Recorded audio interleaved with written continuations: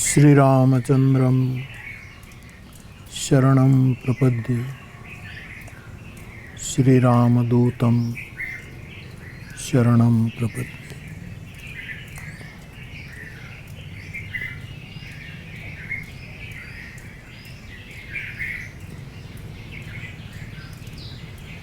Lockdown के रूप में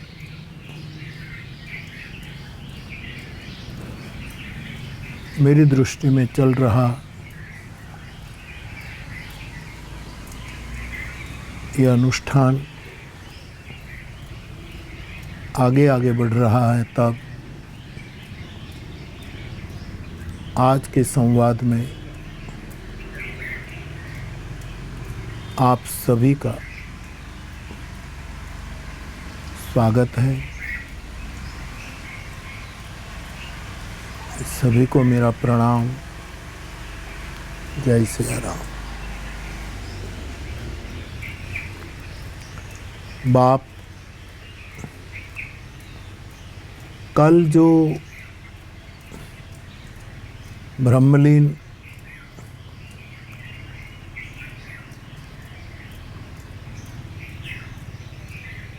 एक अद्भुत अवधूत अनुभूत ऐसे महापुरुष स्वामी शरणानंद जी के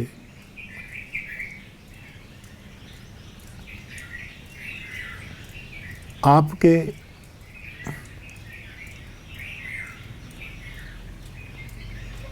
विचारों को पकड़ने वाले कई लोगों की जिज्ञासा थी कि इन 11 सूत्रों पर कुछ कहा जाए। मैंने कल मेरे गुरु की कृपा से समय और समझ के आधार पर आपसे कुछ संवाद किया।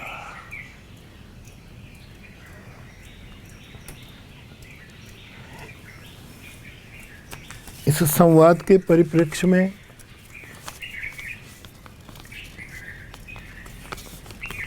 कल शाम टेलीफोनिक एक जिज्ञासा आई।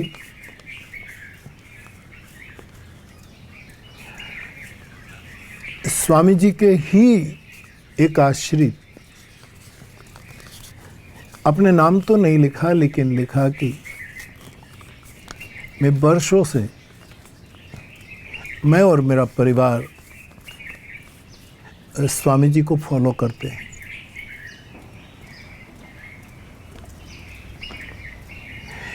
उसके 11 मानवता के मूल सिद्धांत मानव सेवा संघ के जो हमें बताया गया, उसका नित्य हम स्वामी जी की दी हुई परमात्मा की प्रार्थना वो भी हम रोज करते हैं और इन सूत्रों का स्वाध्याय करते हैं, अध्ययन करते हैं और जहाँ तक संभव हो आचरण में लाने की स्वामी जी की ही कृपा से पूरी कोशिश करते हैं। फिर भी बापू, स्वामी जी के सूत्रों की आप व्यासपीठ से या कभी भी बहुत पूज्य भाव से, स्वामी जी के प्रति पूज्य भाव से आप करते हैं। यह हमें और प्रोत्साहित करती है, प्रकाशित करती है। आपने मुझे पूछा कि हमारे परिवार में कभी कभी इन 11 सूत्रों की चर्चा होती है। मेरे 2 बेटे हैं, इसमें से मेरा बड़ा बेटा, हम सब स्वामी जी के शरण में, उसकी चेतना के आश्रय में है। लेकिन मेरा बड़ा बेटा और मेरे छोटे बेटे की बहू बहुत सहज हमें पूछती है, हमें माता पिता को, कि 11 के 11 सूत्र इस व्यस्त जिंदगी में, ये दुनियावी दुनिया में अच्छे तो लगते हैं लेकिन निभाना मुश्किल है।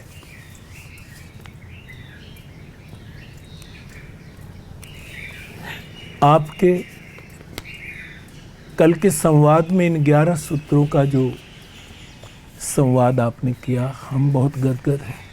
लेकिन इन दोनों जिज्ञासु ने हमारे द्वारा पूछवाया कि बापू से फोन पर बात हो तो ये पूछो, इनमें से आपकी दृष्टि में, बापू से पूछो आपकी दृष्टि में 11 से कुछ कम सूत्र आप बता सकते हैं जो हम सरलता से अपनी प्रैक्टिकल लाइफ में जी सके।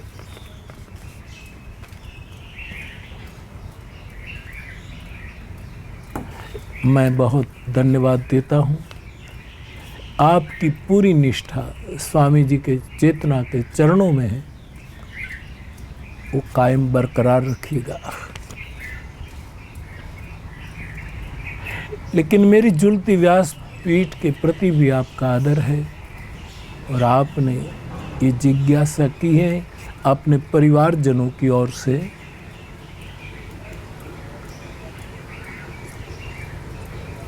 मैं मेरी समझ के अनुसार आप सबको बहुत निकट महसूस करता हुआ कुछ बातें कहूँ। बाप, कल जिन सूत्रों की हमने चर्चा की, मुझे नहीं लगता कि इनमें से कुछ काटा जाएगा।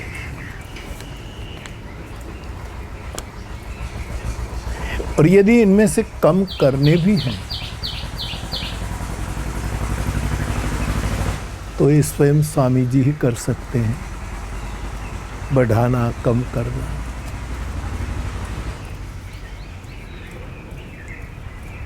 लेकिन वो शरीर से हमारे सामने नहीं है। आपकी अशरीरी चेतना तो हमें सबको छू रही है।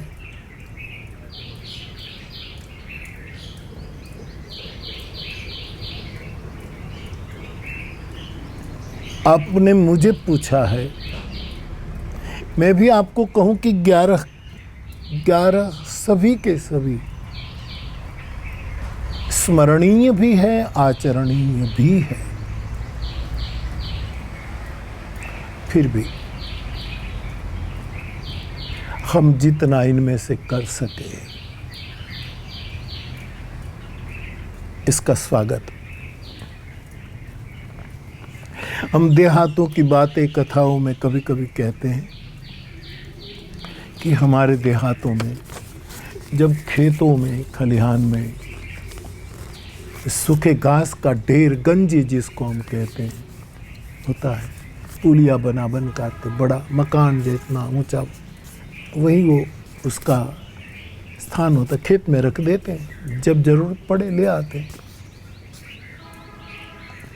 एक खेत में इतनी घास की बड़ी गंजी है, ढेर है, अगल बगल में 2 किलोमीटर कोई खेतों में कहीं पानी या कुछ नहीं है। और अचानक इस घास के ओघ में आग लग जाए तो जिसके खेत में, जिसके घास के गंजी को आग लगी, वो वहां खड़ा है, बेचारा क्या करेगा? अगल बगल में पानी नहीं है, बुझाने का कोई रास्ता नहीं है। खेत की मिट्टी है, उसको ले लेकर डाले तो 2 हाथ कितना डाल पाएगा? तब समझदार कृषक, किसान क्या करेगा? वो एक ही काम करेगा कि धू-धू जल रही ये पूरी घास की गंजी इसमें जिसने से पुलिया बचाए जाए उसको खींच कर निकाल लेता है, वरना सब जल जाएगा। एक कृषक की, एक किसान की जिम्मेदारी है। हमें भी यही करना है। सब जगह आग लगी हो, कैसे बुझाएं? कितना हम कर सके, हम कितने असहाय हैं। ऐसे समय में मेरी व्यासपीठ कहती रही, जो देहातों का पुराना चिंतन है, जितने को बचाया जाए, जितनी पुलियां खींच ली जाए, वही ठीक है, वही सयानप है। तो स्वामी जी के इन 11 सूत्रों से आप ही निर्णय करिए कि आप अपनी मर्यादा में कितने 100% ईमानदारी से अपने जीवन में उतार सकते। इतना लीजिए, स्वामी जी की चेतना बहुत प्रसन्न हो जाएगी। मैं अवश्य कहता हूँ, अवश्य चेतना प्रसन्न होगी। स्वामी जी ने भी सोचा होगा कि ये 11 सूत्र शायद सब न भी कर सके, लेकिन उसकी चेतना ने अन कहे ये जरूर कहा होगा कि इनमें से जो कर सको करो। कृषक की तरह, उस किसान की तरह जितनी पुलियां बचाई जाए बचाई जाए।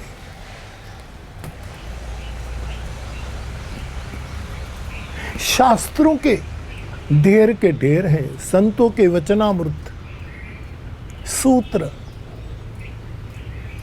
सब ने देश काल के अनुसार, कभी सभी काल के संदर्भ में भी बातें आई हमारे लिए। हम कहाँ सब ले पाए, जितना ले सके।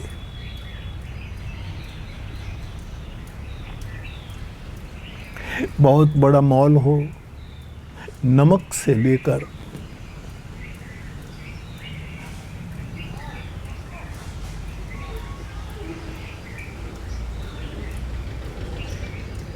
सब चीजें वहां बिकती हो, मिलती हो। हम पूरा मॉल कहाँ खरीदते हैं? जितना हमारे बस में हो इतना खरीद करके हम सदुपयोग कर लेते हैं। मेरे भाई बहन, बुद्ध पुरुषों की वाणी में भी जितना भी किया जाए,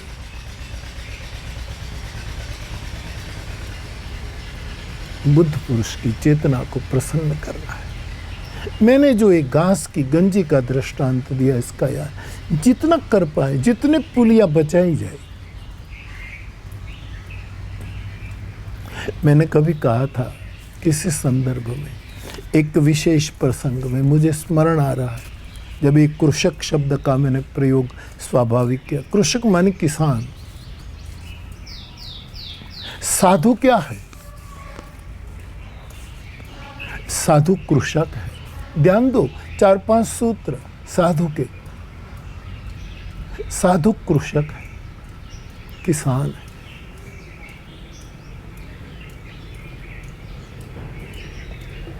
किसान बीज बोता है।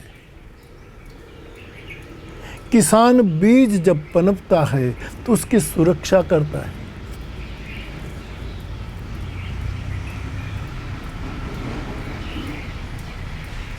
किसान इस बोए हुए बीज से पौधा निकला, उसके अगल बगल में अकारण अन्न बोया, कुछ ऐसा घास भी निकल आए जो मूल बीज की विकास में बाधा करे, उसको किसान, चतुर किसान, समझदार किसान हटाता है।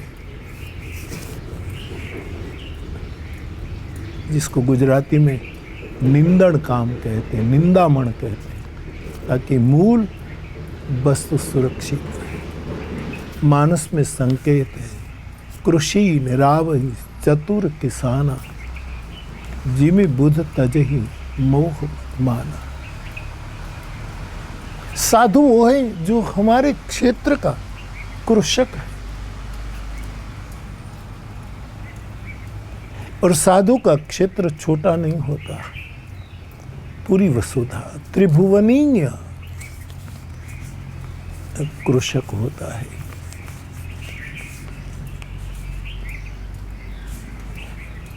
साधु सेवक होता है, सेवक होता है। मैंने कई बार कहा हम वैष्णव साधु, वैष्णव मार्गी साधु। अब ये पारिवारिक बातें करना ठीक है कि नहीं, लेकिन आप मेरा परिवार है। आज किसी एक साधक ने मुझे पूछा है कि बापू चित्रकूट धाम में जो परसाल में हनुमान जी के दोनों ओर त्रिभुवन दादा और अमृत माँ के फोटो है, इधर सावित्री माँ प्रभुदास बापू का फोटो है, और इधर बीच में विष्णु दादा है, यहाँ तुलसीदास जी है, ये जो पीछे की दीवार पर हनुमान जी चित्रकूट। तो एक मेरे फ्लावर ने लिखा, ये अंगत है फिर भी आप भी तो मेरे है, इसे लेके उसने आज की ही एक चिट्ठी जो पहले मैंने पढ़ी उसमें लिखा है कि मुझे सावित्री माँ सपने में आए। इन दिनों आप बहुत गोपनीय बातें कहे जा रहे हैं, तो चित्रकूट धाम में कई बार आया हूँ तलगाजड़ा, तो ये छवियों में मैं सावित्री माँ का चित्र बहुत देखता, वो मेरे सपने में आए। और उसने कहा, मुझे बहुत अच्छा लगा, उसने जो अनुभव किया मुझे लिखा। उसने कहा कि सावित्री माँ ने कहा कि साधु महान होता है बेटा, लेकिन जो साधु कुल में ही जन्म लेता है वो बहुत महान होता है। यद्यपि जन्म से कुछ नहीं होता, कर्म से होता है, फिर भी क्षेत्र की भी महिमा है अपनी बात। मुझे बहुत अच्छा लगा कि मेरी माँ ने उसको ये कहा, जन्मजात साधु। इसका मतलब ये मैं कैसे समझाऊं इसको, मुश्किल है मेरे लिए।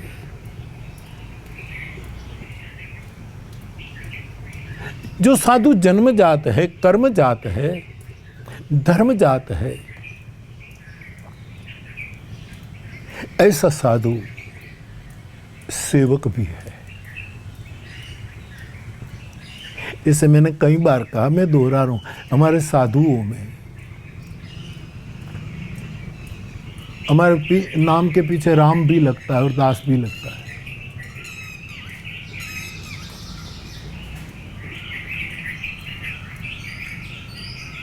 संत दास भी लगता है और संत राम भी लगता है। लेकिन एक नाम तो हमारे यहाँ ऐसा भी आता है हमारे साधु पर, सेवक राम। सेवक भी है और राम भी है।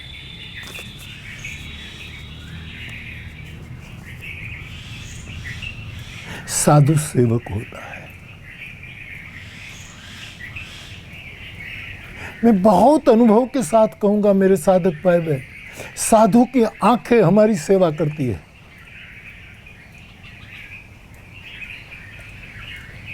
साधु की आंख से गिरे आंसू हम मरने की ओर है, हारने की ओर है, डिप्रेशन की ओर है, उसको जीवित करने में अमृत बूंद का काम करे।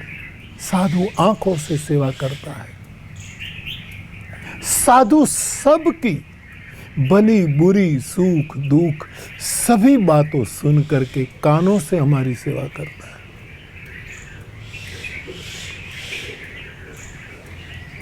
साधु हारे हुए के कंधे पर हाथ रखकर, सिर पर हाथ रखकर अपने हाथों से सेवा करता है। साधु दीनहीन की कुटिया पर बिना बुलाए जाकर चरणों से सेवा करता है।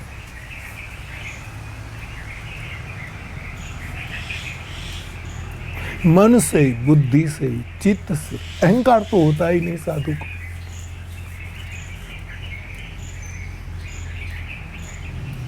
मैं इसी संदर्भ में कह रहा हूं, साधु कृषक है, साधु सेवक भी सेवा करता है।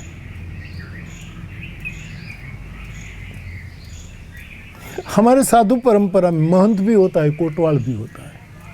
महंत मानी गादी पर बैठा है, छत्र घूम रहा है, जय जयकार होता है। कोटवाल बेचारा सबको तिलक करता है, एक सब काम में लगा है। टहलिया भी होता है और महंत भी होता है। इसलिए मैं कहूँगा साधु कृषक भी है, साधु सेवक भी है। याद रखना मेरे भाई बहन, भरोसा हो तो ये सब सूत्र सफल नहीं सुफल है। साधु चिकित्सक होता है, साधु वैद्य है। शरीर का नहीं, यद्यपि परम तत्व जिसमें पूरे पूरा उतरा, उसका तो हाथ का स्पर्श भी शरीर की पीड़ा भी खत्म कर देता है। कर पर सास सुगरीब शरीरा, तनुभाग कुलिश गई सब पीरा। मैंने सुना है परम पूजनीय मां ताई विमला ताई, उसको कान की पीड़ा थी।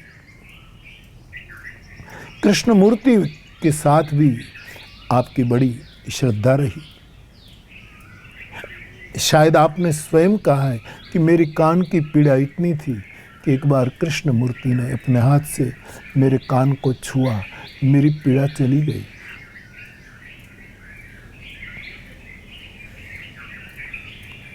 तनुभाग कुलिस गई सब पीरा। स्पर्श, साधु चिकित्सक है, याद रखो। मन की पीड़ा, मन के रोगों का तो वो ही वैद्य है। सदगुरु वैद्य बचन विश्वास। तो साधु है कृषक, साधु है सेवक, साधु है चिकित्सक,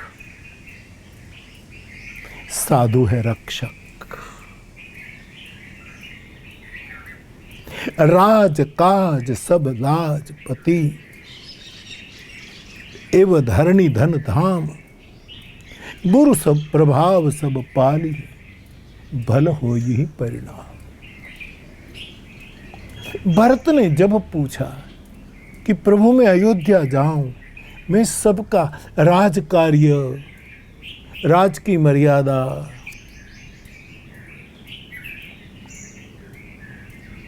ये पृथ्वी, ये साम्राज्य, इन सब का कैसे पालन कर, इसकी रक्षा कैसे करूंगा? भरत जी ने कहा गुरु प्रभाव सब पाली। भरत, जिसके पास हम बैठे हैं, जो हमारे पास बैठे हैं, ये हमारा बुद्ध पुरुष गुरु ही हमारी रक्षा करेगा, उसका प्रभाव रक्षा करेगा, पालेगा। चाहिए भरोसा।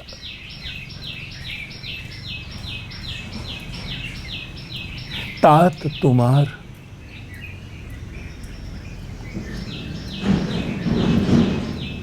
मैं भूल गया। घर बन गुरु प्रसाद रखवारा।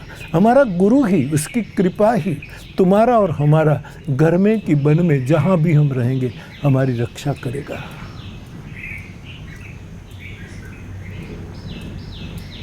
साधु है रक्षक, गुरु है रक्षक।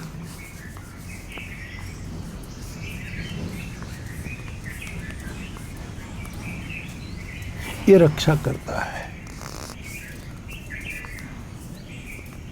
घर बन गुरु प्रसाद रखवारा।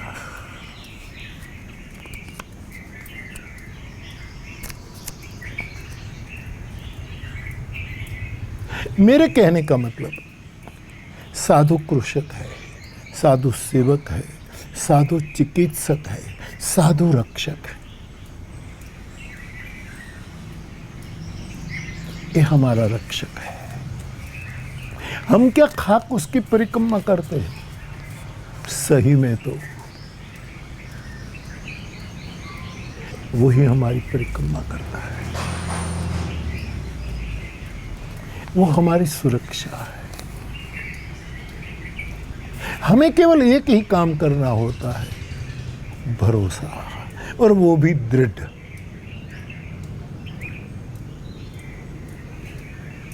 एक ही काम हमारा है।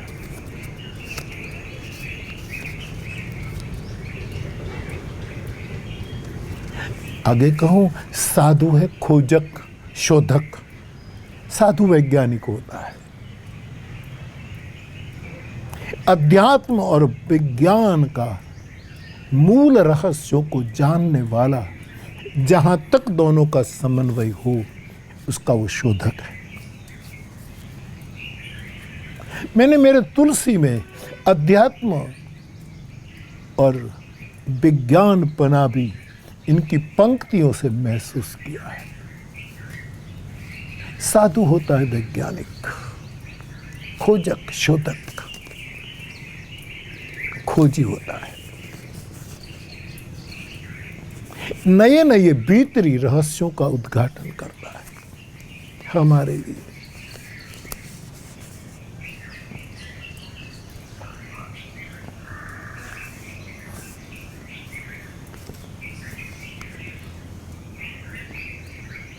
तो राम जी ने कहा, गुरुजी बैठे। मुझे तुरंत, मैंने सुनी बात महाभारत की एकदम स्मरण में आ रही है, मैं बोल दूं बीच में। भगवान श्री कृष्ण सत्यभामा को लेकर पांडवों के वनवास के दौरान पांडवों को मिलने के लिए जाते। क्या कृपा है साहब। पांडवों को मिलने गए वन में। आप सोचिए, मैं तुरंत सोचने लगता हूं कि कृष्ण पांडवों को मिलने के लिए वन में जाते हैं, तो वो जाएं, सत्यभामा को क्यों ले गए? राजरानी है, थोड़ी मानूनी भी है, बात बात में रूठती है, प्यार भी इतना है और क्रोध भी इतना है।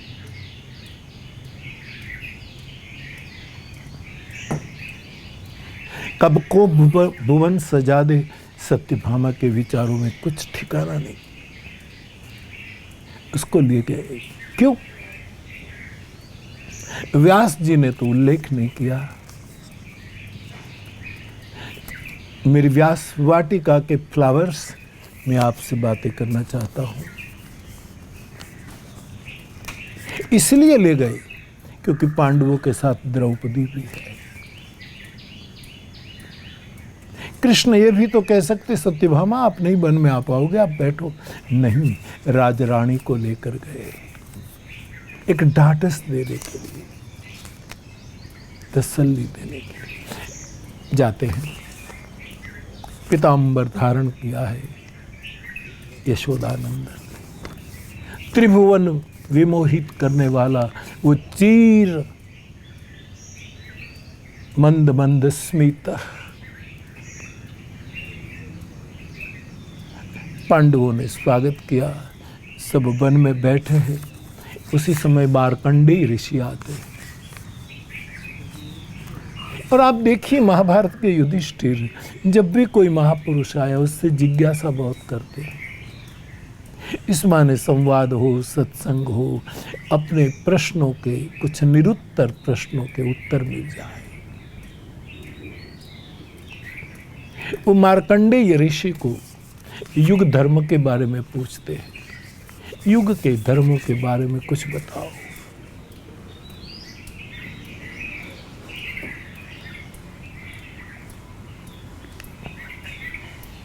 थोड़ी सी मुस्कुराहट के साथ मार्कंडेय ऋषि युधिष्ठिर को कहते हैं, हाँ मैं आपसे वार्तालाप करूं, इससे पहले आओ मेरी परम युग पुरुष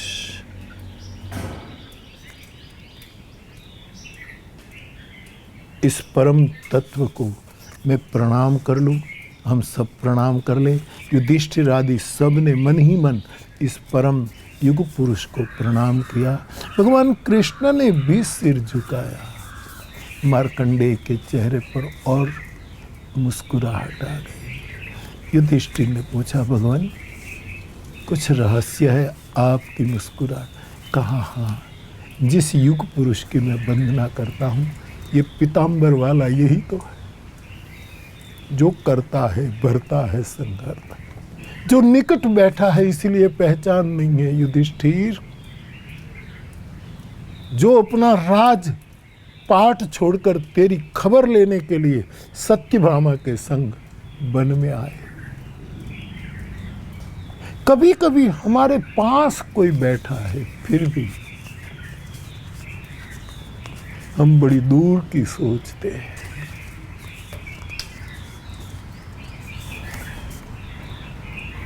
बुद्ध पुरुष हमें प्राप्त है, पहचान भर बाकी। ध्यान दे, मुझे और आप सबको बुद्ध पुरुष प्राप्त है कलयुग में, पहचान भर बाकी। अरे ईश्वर प्राप्त है, पहचान भर बाकी।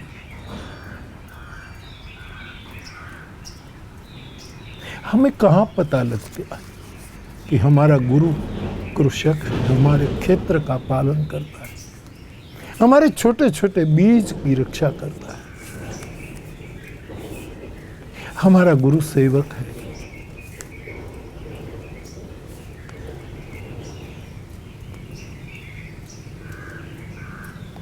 हमारा गुरु रक्षक है, हमारा गुरु चिकित्सक है, हमारा गुरु वैज्ञानिक है।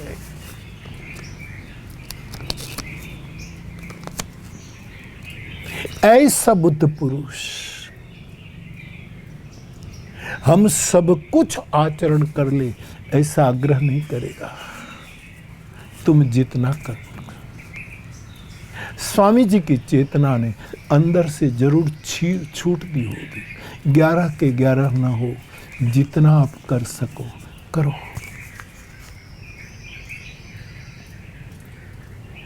जितनी पुलियां बचाई जाए,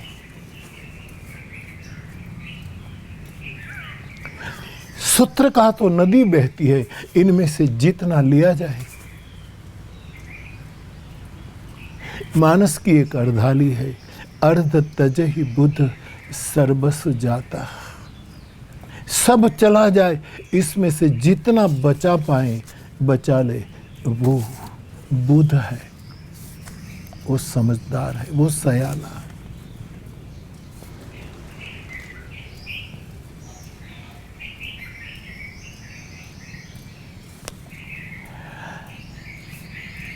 आपने मुझे पूछा कि स्वामी जी के इन सूत्रों में से कितने कर सके, वो तो स्वामी जी कह सकते हैं।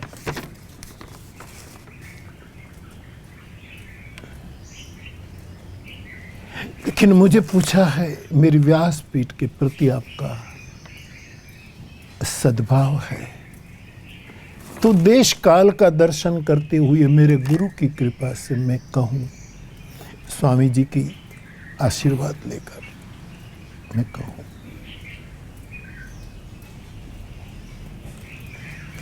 11 सूत्र में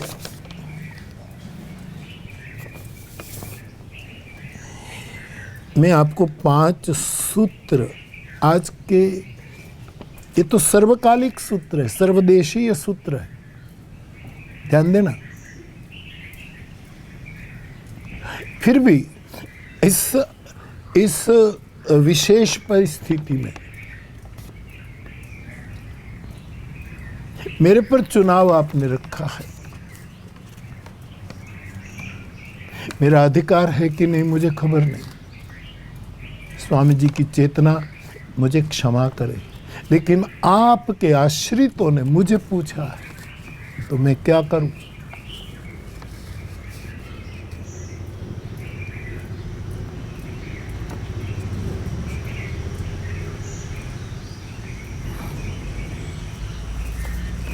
तो कोशिश करो।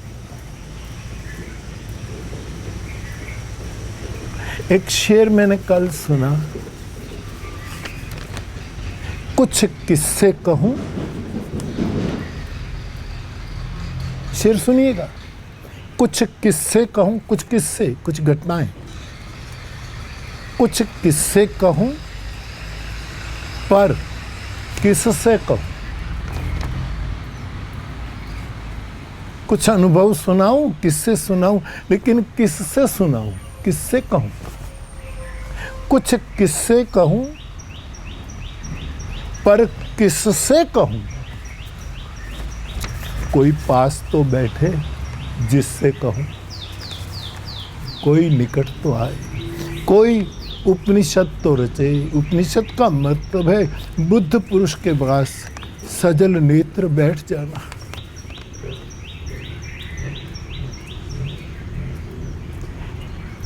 कल एक और जिज्ञासा भी टेलीफोनिक आई, बापू कोरोना में, कोरोना जो ये है इसमें आप चिंतित तो जरूर लगते हैं, फिर भी आप कोई डरे डरे नहीं लगते, क्यों डरे? क्यों मैं तूफानों से डरूं? मेरा साहिल आप है। आपकी नजरों ने समझा प्यार के काबिल मुझे, क्यों मैं तूफान से डरूं?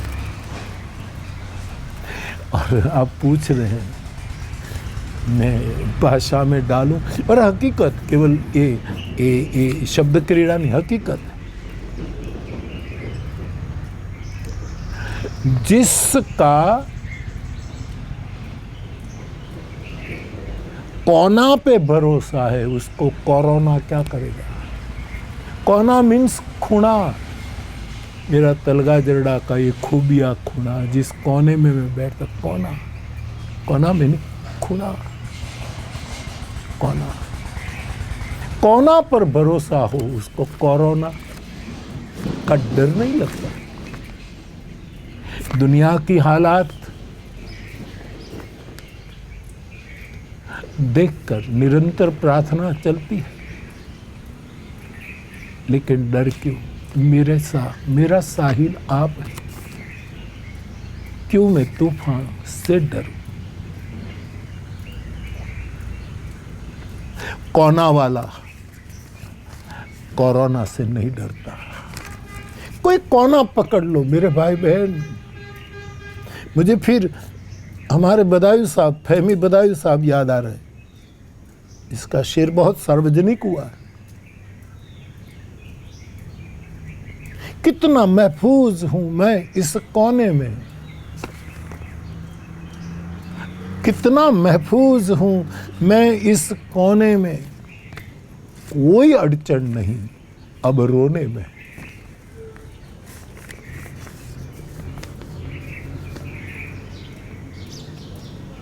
कोई अड़चन नहीं अब रोने में। कोरोना का एक अर्थ होता है कोरोना, किसका किसका रोग।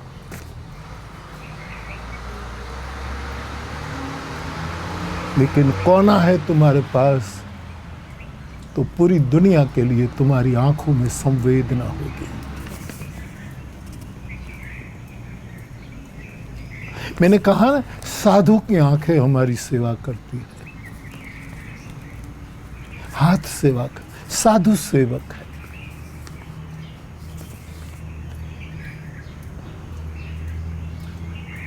हमारे वैष्णव साधु तो सभी साधु, यस नो डाउट, लेकिन जिस कुल में मैं पैदा हुआ हूं वैष्णव साधु तो सेवक ही है। समर्थ होते हुए भी सेवक रहता है।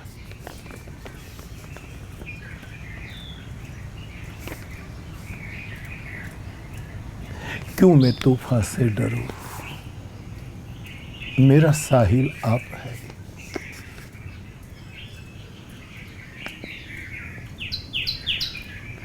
तो बाप, स्वामी जी के सभी सूत्र सर्वकालिक, सर्वदेशी, सार्वजनिक है।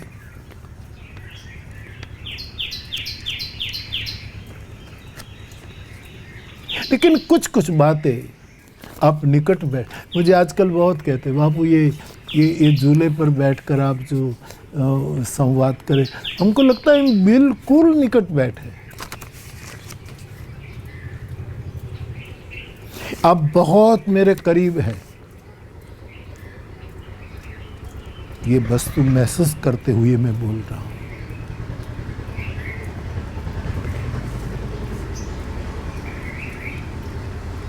लेकिन फिर भी प्यार भरा डिस्टेंस भी जरूरी है।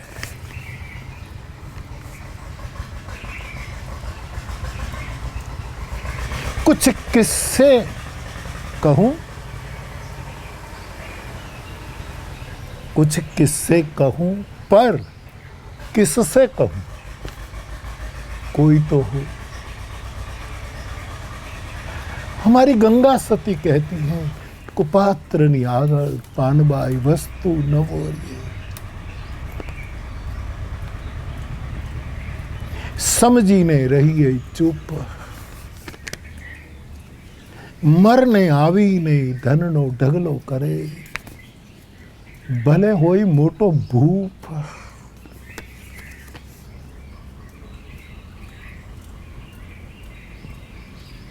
मैंने कभी पढ़ा था, मैं नाम भूल गया, जापान का या चीन का, खबर नहीं कहाँ का, एक जैन साधु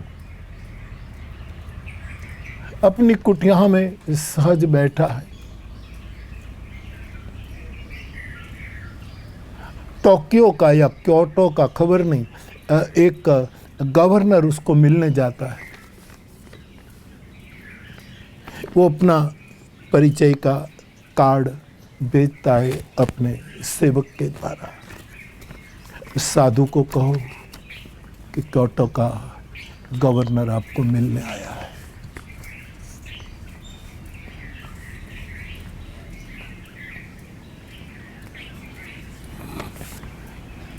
साधु ने ये कार्ड पढ़ा भी नहीं और कहा कि मुझे क्या लेना देना है।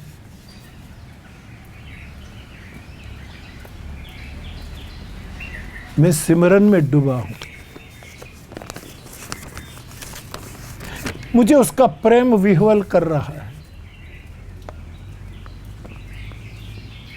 मैं फिल्म की पंक्ति याद आती है, मैं परेशान हूं, मुझे और परेशान करो।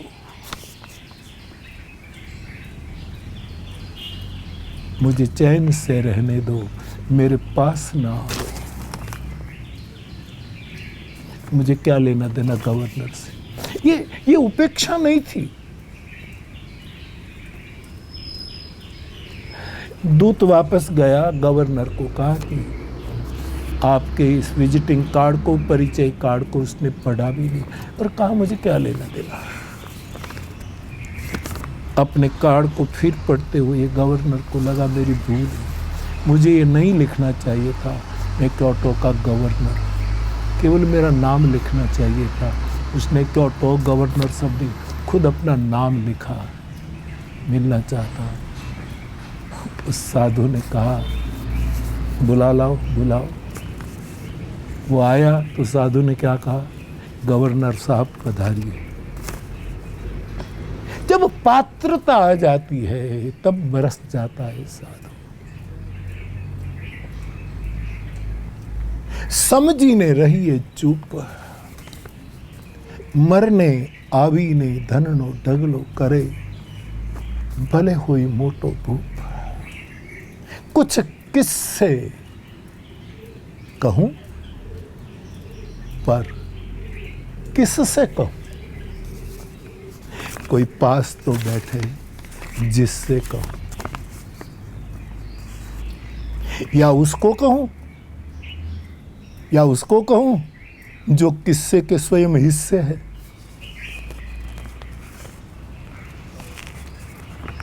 आप मेरे निकट बैठे हैं,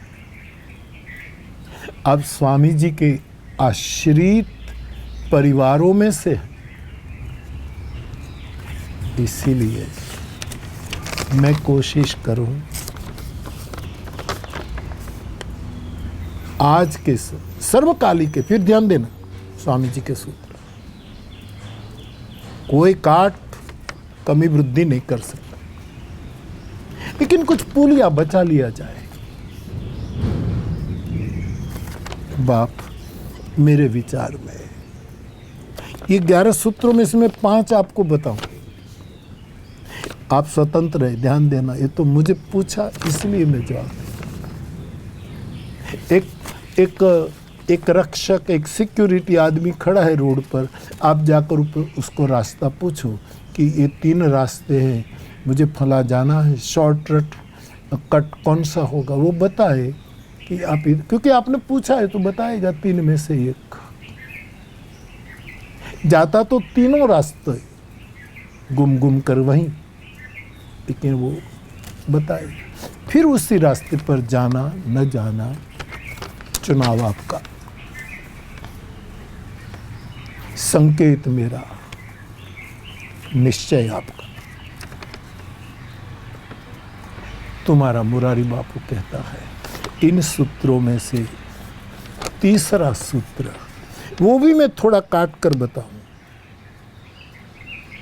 जिसमें स्वामी जी ने कहा विचार का प्रयोग अपने पर करो, विश्वास का प्रयोग दूसरों पर करो। क्या गजब सूत्र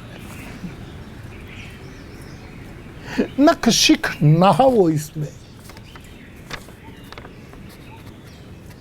विचार अपने पर, विश्वास, लाख हमें छले, लाख हमारा विश्वासघात करे, दिखाई देता है, महसूस होता है कि पल पल छले जा रहे, फिर भी भरोसा करो। विचार अपने पर, विश्वास दूसरों पर।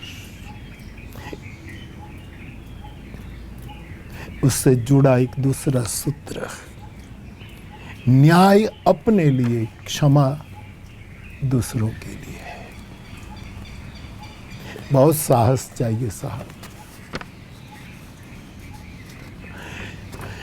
मुंबई के कुछ क्षेत्र के वरिष्ठ महानुभावों ने मिलकर के एक प्रश्नोत्तरी योजित की थी ब्रेबरॉन स्टेडियम में सालों पहले।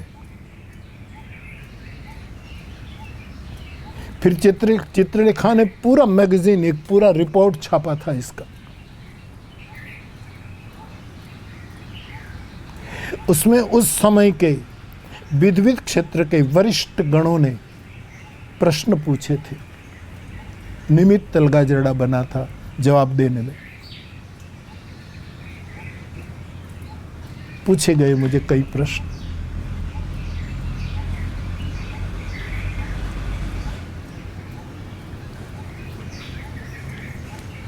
इतने बड़े न्यायविद, न्याय के बड़े निष्णात,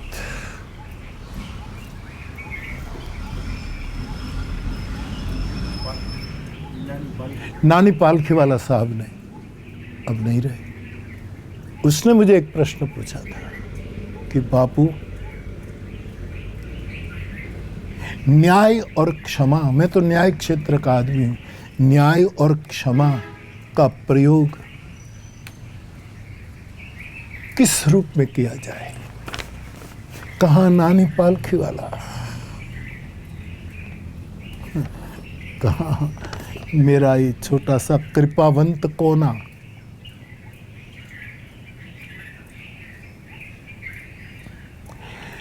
गुरु कृपा से मैंने जवाब दिया, पालखीवाला साहब मैं आदर करता हूं,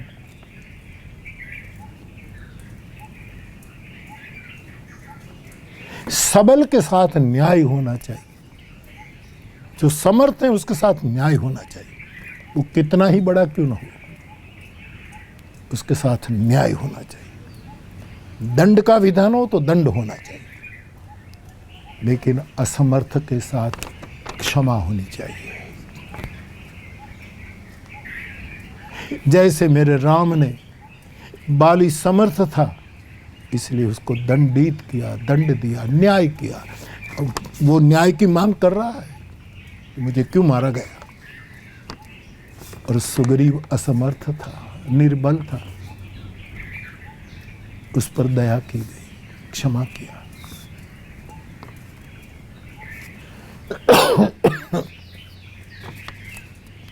स्वामी जी का ये सूत्र, विचार का प्रयोग अपने पर, विश्वास दूसरों पर, न्याय अपने लिए क्षमा दूसरों की। क्या अद्भुत सूत्र है।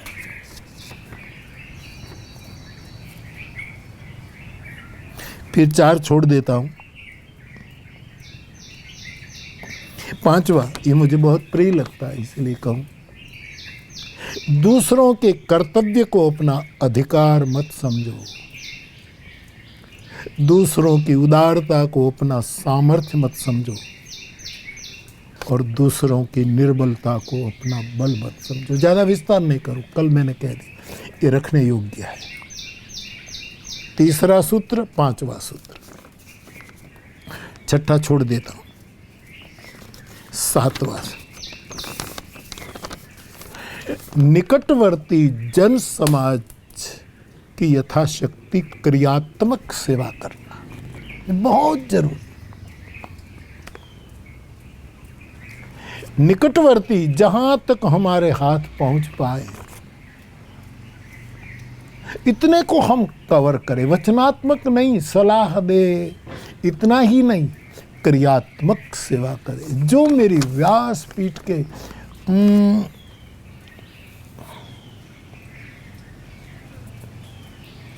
लाखों फ्लावर कह सकता हूं।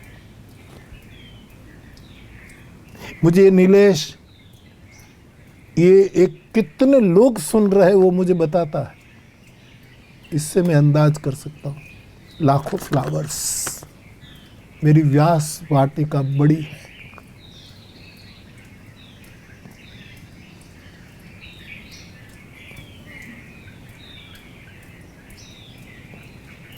वो सब अपनी अपनी जगह से निकटवर्ती समाज की क्रियात्मक सेवा कर रहे हैं।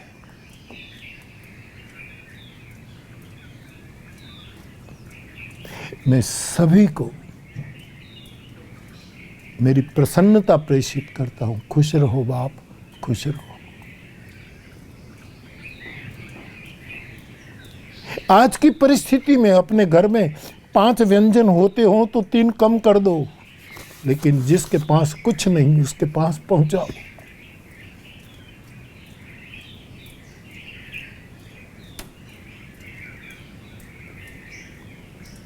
मैं सब जीवन में उतार कर बोल रहा हूं।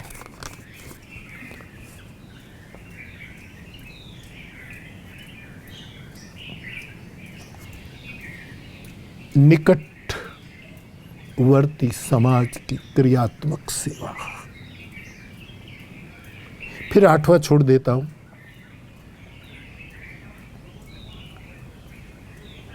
नौवां लेता हूं। शरीर को श्रमी बनाए, जिसकी कल चर्चा हुई।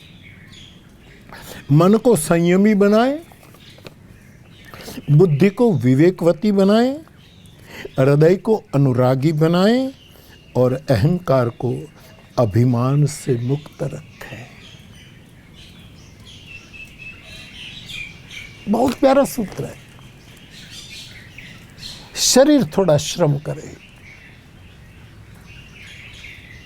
मन के साथ समझौता करके उसको सम्यकता प्रदान करे। बुद्धि में विवेक हो, हृदय अनुराग से परिपूर्ण रहे और अहंकार अभिमान से शून्य हो।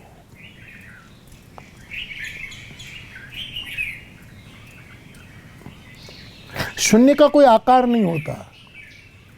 ये तो हम 0 करते हुए रेखा खींचते, बाकी शून्य का आकार नहीं होता। अहं का एक आकार होता है, इसके लिए हम अहंकार बोलते हैं। अहंकार जब अभिमान से शून्य हो जाता है तब निराकार हो जाता है। शून्य, 0, नितांत, खाली।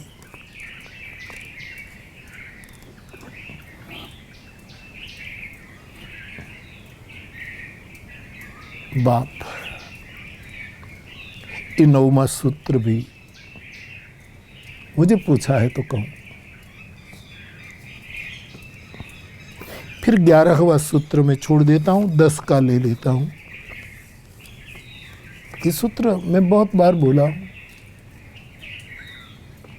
सिक्के से वस्तु महान है, रुपयों से वस्तु महान है, वस्तु से व्यक्ति महान है, व्यक्ति से व्यक्ति का विवेक महान है, और विवेक से भी सत्य महान है।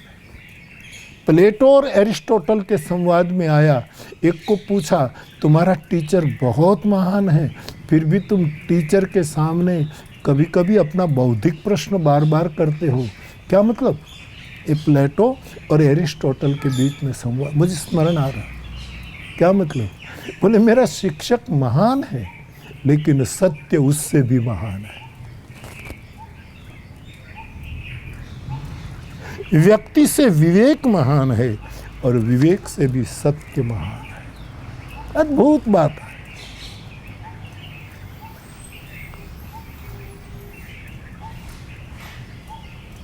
जो कोई आचरण करेगा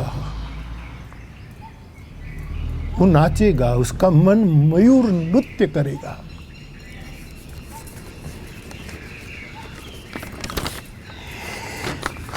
कल फिर आप कोई पूछेगा स्वामी जी का आश्रित कि बापू ये 5 भी ज्यादा है, 3 कर दो।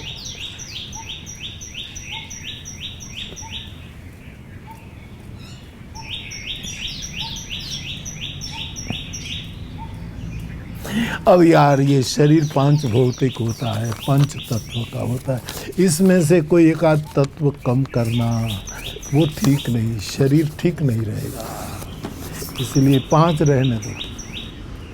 हमारे यहाँ कहते हैं गुजराती में, पंच त्या परमेश्वर, जहाँ पंच होते हैं वहाँ परमेश्वर।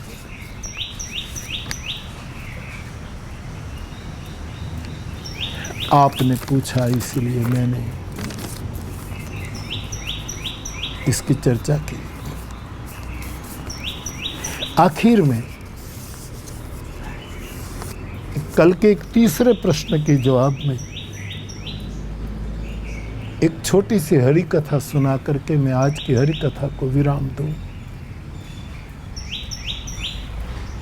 मुंबई से एक साधक ने मुझे पूछा कल, बापू हमसे बहुत भूलें होती हैं, वर्तमान में भी करते हैं, कथा सुनते हैं, हनुमान चालीसा करते हैं, मानस का पाठ करते हैं, फिर भी भूलें बहुत करती हैं। उसने तो अपराध शब्द या पाप शब्द का प्रयोग किया है।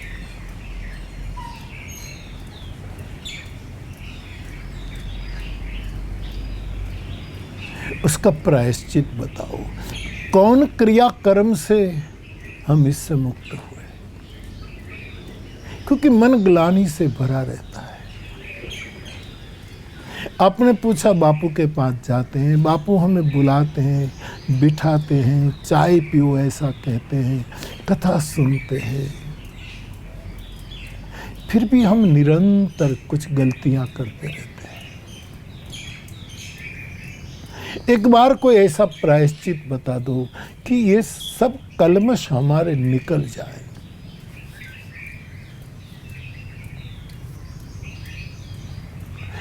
देखो हमारे यहाँ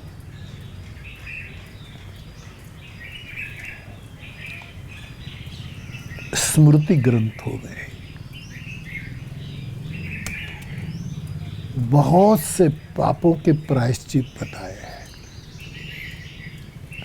उसके पीछे और अन्य ग्रंथों में भी, कर्मकांड प्रधान ग्रंथों में भी प्रायश्चित के लिए बहुत लंबी विधियां भी बताई। ये करो, फला करो, ये करो, ये करो, ये करो। ठीक है, सभी विधियों को नमन। मैं कोई विधि का आदमी नहीं, मैं विश्वास का आदमी हूं।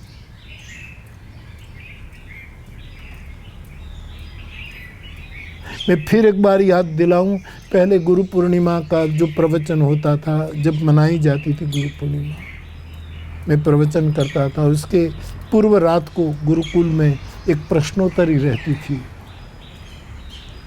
इसमें एक साधक ने मुझे पूछा था कि राम नाम जपने की विधि क्या?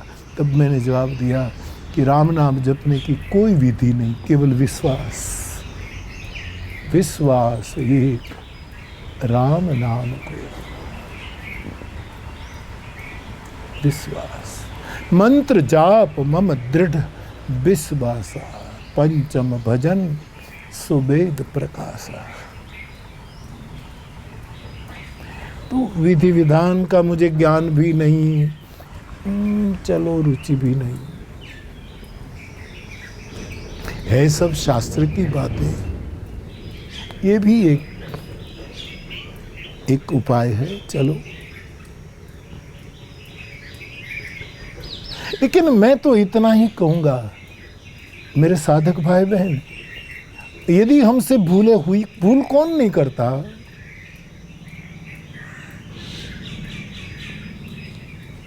ज्ञात अज्ञात दशा में मूढ़तावश भूले हुई है। मुझे पूछा है इसलिए मैं, लंबी चौड़ी विधियों में प्लीज मत जाना। तुम्हारी रुचि हो तो जरूर जाओ, ये भी एक मार्ग हो सकता है निशंक। उसके ज्ञाता को पूछो।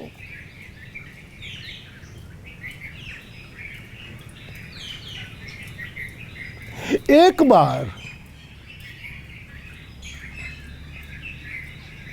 कबूल कर ले, खोल कर कह दे, जिसके प्रति हमने भूले की है उसको कह दे सजल दे कि हमारी भूल हो गई, माफ करिएगा,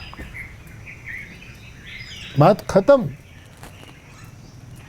आत्मनिवेदन सरल और अंतिम उपाय है।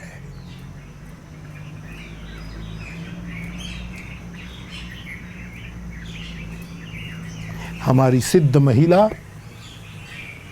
तोरा दे, जब जेसल ने कहा मैंने जिंदगी में बहुत पाप किए हैं, तोरा दे, मैं कैसे तैरूंगा। तुरादी ने कोई विधि यज्ञ कर्मकांड ये कुछ नहीं करवाया। उसने कहा पाप तारू प्रकाश जाड़े जा, धर्म तारो संभाल, तारी बेड़ लीले बुढ़वा नहीं दऊ। तो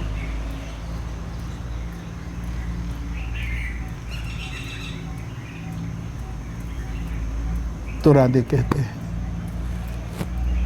और जब वो पूरे हृदय से प्रकाशित कर देता है, कोई कर्मकांड की विधि नहीं की, ये भी हो सकती थी यदि करवाए, लेकिन सिद्ध महिला ने कहा प्रकाशित कर दे, आत्मनिवेदनम।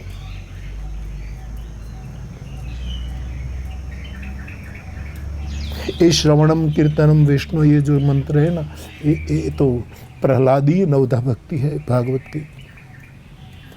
लेकिन तलगाजड़ा तो उसका ये भी अर्थ करदा कि श्रवण से कोई भूल हो गई, निंदा सुन ली अकारण, कोई कारण के बिना, श्रवण से भूल। कीर्तन कुछ ज़्यादा बोल रहे हैं, कुछ ज़्यादा कीर्तन का, किसी की ज़्यादा सराहना, किसी के गुण संकीर्तन में भूल कर दी, अकारण किसी को बहुत बढ़ावा दे दिया, कीर्तन की भूल। श्रवणम कीर्तनम विष्णु स्मरणम, किसी के बारे में बुरा स्मरण करके भूल हो गई, इस रूप में भी इसको समझो। श्रवणम कीर्तनम विष्णु स्मरणम पाद सेवनम। दिखाई दिया कि पद सेवा कर रहे, लेकिन पद खींच रहे, प्रणाम नहीं कर रहे, गिराने की कोशिश कर रहे। ऐसी कोई भूल हुई हो, आगे से प्रणाम, पीछे से बेईमानी। श्रवणम कीर्तनम विष्णु स्मरणम पाद सेवन अर्चनम, अर्चा कर रहे हैं, पीछे अरि भाव छिपा है, दुश्मन भाव।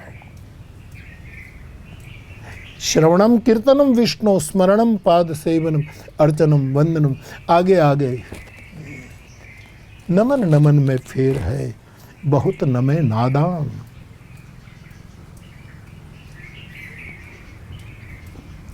अर्चनम वंदनम दास्यम, हम तो आपके दास हैं, हम तो आपके किंकर हैं, हम तो आपके, ऐसा कहकर छुरी चलाना, ऐसी यदि भूले की हो। श्रवणम कीर्तनम विष्णु स्मरणम पाद से अर्चनम वंदनम दास्यम सख्यम, ऊपर थी उजला एवा दिखाता सज्जनों देवा, स्वार्थी मन तना मेला बड़े प्यारे भय, ऊपर से मैत्री। ऐसे रूप में भी कुछ हमसे भूले हो गई हो, आत्मनिवेदन एकमात्र उसका अंतिम और आखिरी उपाय है, आत्मनिवेदन।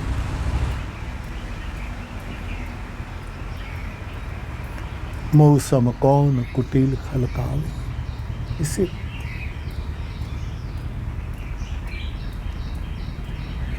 एक माता जी ने मजदूरी करके बहुत पैसे इकट्ठे किए। उसका इरादा था कि एक बार इन पैसों को लेकर मैं बुद्ध भगवान की बोध गया की यात्रा करूं। बुद्ध में उसकी बहुत प्रीति थी और एक सोने का एक तोले सोना बचाया था, वो भी उसने रखा था। ये सुंदर बोध कथा है। वो बूढ़ी नहीं जा पाई, एक बेटा था, बेटा जवान हो गया। अब शरीर में क्षमता नहीं कि वो बोध गया पहुंच पाए। अपने बेटे को कहा कि बेटा मैं आज हूं कल नहीं रहूं, खबर नहीं, एक काम कर, ये पैसे ले, तो बुद्ध भगवान की यात्रा कर, मेरी इच्छा पूरी हो जाएगी। और ये सोना जो है, इसमें से कहते हैं बोध गया में भगवान बुद्ध का दांत, ये एक बोध कथा है समझिए, वहीं से भगवान बुद्ध का दांत लिया। कहते हैं भगवान बुद्ध के दांत बड़े रहे। एक दांत तो लंका में भी है, श्रीलंका में लोग जाते हैं वहाँ इसका दर्शन करने के लिए।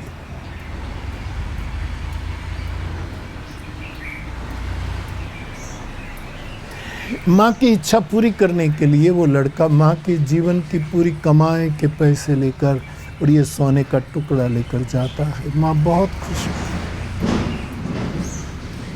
रास्ते में ऐसे ऐसे प्रसंग आए, इस प्रसंग में, इस रंगरेली में, इस खान पान में, ये विहार में ये पैसा बर्बाद कर देता है।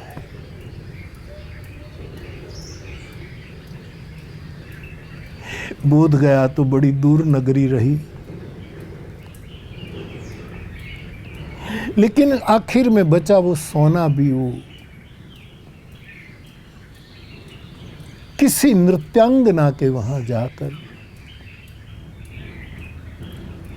इस महफिल में वो गंवा देता है।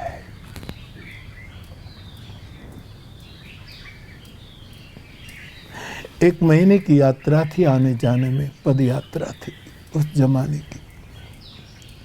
वो लौटता है, फिर सोचता है कि मैं पहुंचा गया, ये तो मेरी माँ क्या प्रमाण मांग, लेकिन उसने कहा था बुद्ध का दांत ले आना, तो दांत मांगेगी तो क्या दूंगा।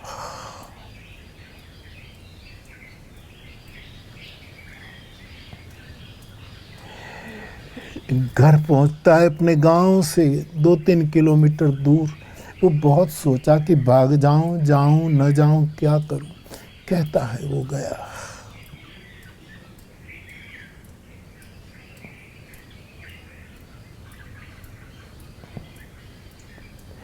रास्ते में एक मरा हुआ कुत्ता पड़ा था।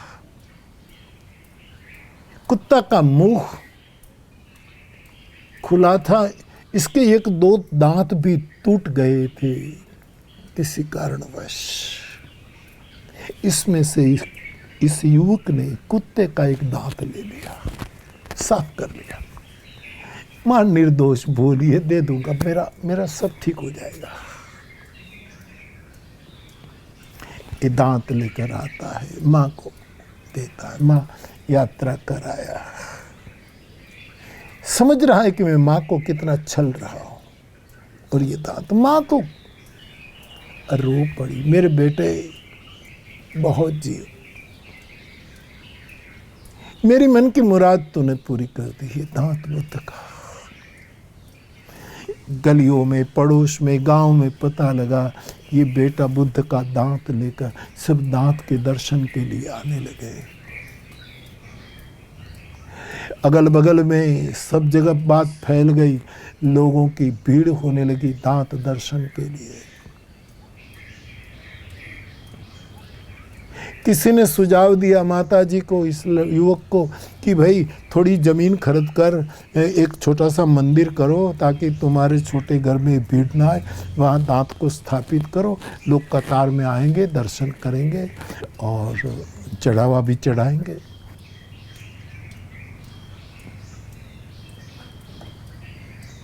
सब हो गया, एक तीर्थ सा बन गया।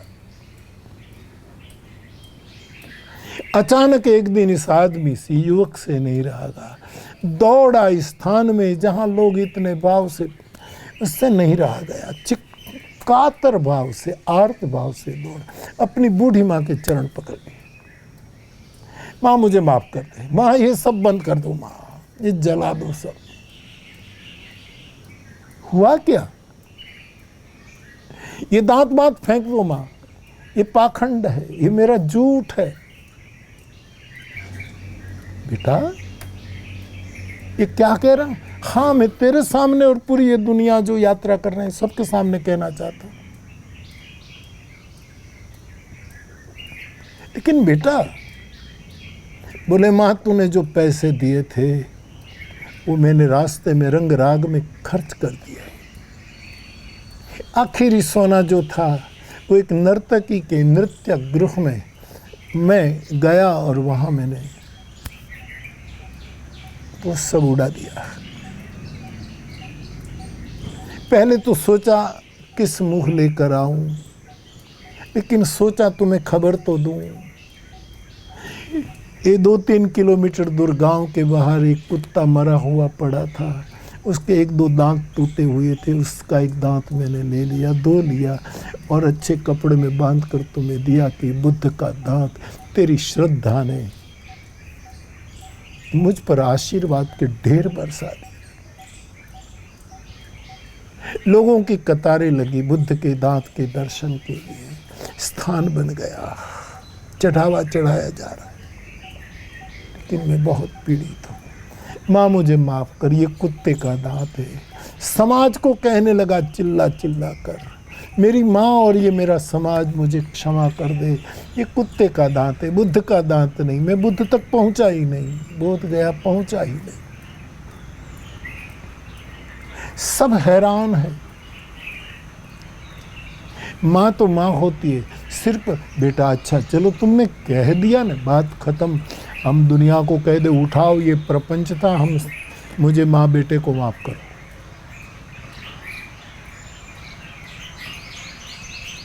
इतने में एक बूढ़ा आदमी आता है, उसने कहा सुनो, मुझे भी सुनो। बूढ़े ने कहा मैं बूढ़ा नहीं, मैं बुद्ध हूं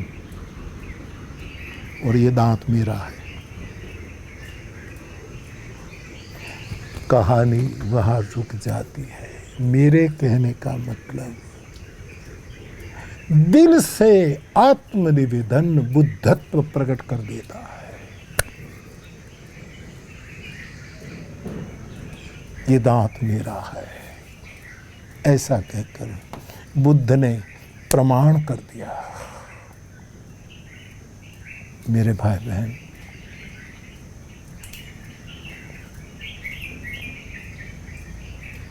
हम भी ऐसा थोड़ा सीख लें तो, और लंबी कोई विधि विधान की मुझे नहीं लगता जरूरत है।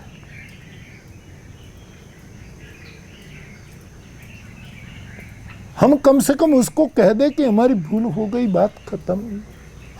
श्रवण से हुई, कीर्तन से हुई, किसी भी रूप से हुई, आत्मनिवेदनम।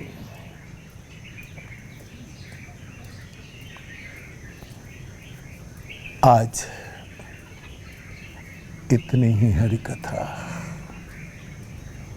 जो बोले सो हरि कथा, भजन करे नेका।